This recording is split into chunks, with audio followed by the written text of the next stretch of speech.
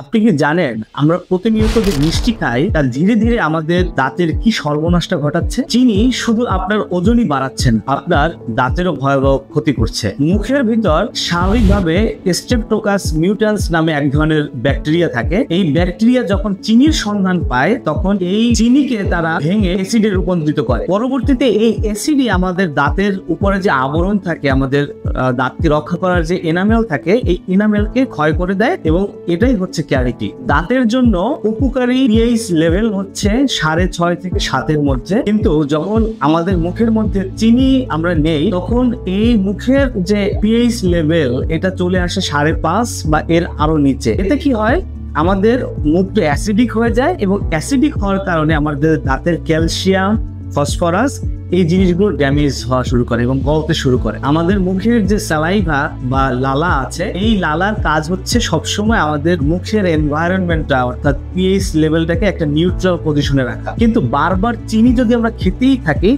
এই লালাও একসময় অকার্যকর হয়ে যায় এবং আমাদের মুখের পিএইচ লেভেলের ব্যালেন্সটা ঠিকভাবে রাখতে পারে না। ওয়ার্ল্ড হেলথ অর্গানাইজেশন এবং হার্ভার্ডের রিসার্চ বলছে প্রতিদিন কেউ যদি সির্ফ 5 চামচ চিনি, অর্থাৎ এই চিনিটা শুধু চামচে হিসাব করলে হবে না, আমরা প্রতিনিয়ত যে খাবারই খাচ্ছি না কেন তাতে কিন্তু কম বেশি চিনি রয়েই যাচ্ছে। তো সেই হিসাব মতে যদি 25 গ্রাম চিনি কেউ মুখ দিয়ে প্রবেশ করায় অর্থাৎ দেহে ঢোকে, তাহলে তার দাঁতের ক্ষয়ের আশঙ্কা বহুল অংশে বেড়ে যায়। শিশুরা দিনে যত বেশি পরিমাণে চিনিযুক্ত খাবার খায় তাদের দাঁতেরও ক্ষয় অত বেশি দ্রুত কিন্তু হওয়া শুরু করে। শিশুদের দাঁত ভাঙা বা পচা, এতে বাচ্চাদের আত্মবিশ্বাস নষ্ট হয়। যারা অ্যাডাল্ট হয়েছে তাদের দাঁতের যদি ক্ষয় হয় তাদের কর্মস্থলে কনফিডেন্স লেভেলটা কম হয়। বড়দের দাঁতের যদি ব্যথা হয় সেক্ষেত্রে তার কাজের প্রতি তার মনোযোগ কমে যায় এবং দিন শেষে তার চিকিৎসার যে ব্যয় সেটা কিন্তু বাড়িয়ে দিবে। আর এই ছোট ছোট ক্যান্ডি, চকলেট, এই নানান ধরনের এই যে মিষ্টি জাতীয় খাবারগুলোই একসময় চিরজীবনের ভয়ের কারণে পরিণত হয়। তাহলে কি সমাধানের কোনো পথ নেই?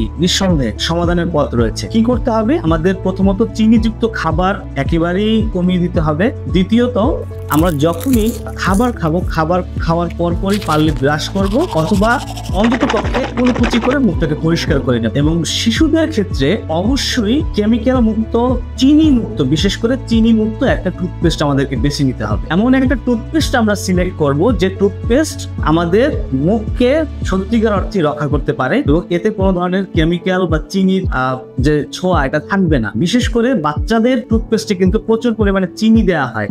এই চিনি জাতীয় কোনো বিষয় যেন আমাদের টুথপেস্টে না থাকে, বিশেষ করে আমাদের সন্তানদের টুথপেস্টে না থাকে, এটা আমাদের খেয়ালই হতে হবে। মনে রাখবেন, মিষ্টির স্বাদ কয়েক সেকেন্ডের জন্য, কিন্তু দাঁতের বা মুখের এই যে কষ্ট এটা কিন্তু আজীবনের জন্য। তাই দাঁত বাঁচান, ভবিষ্যৎকে বাঁচান।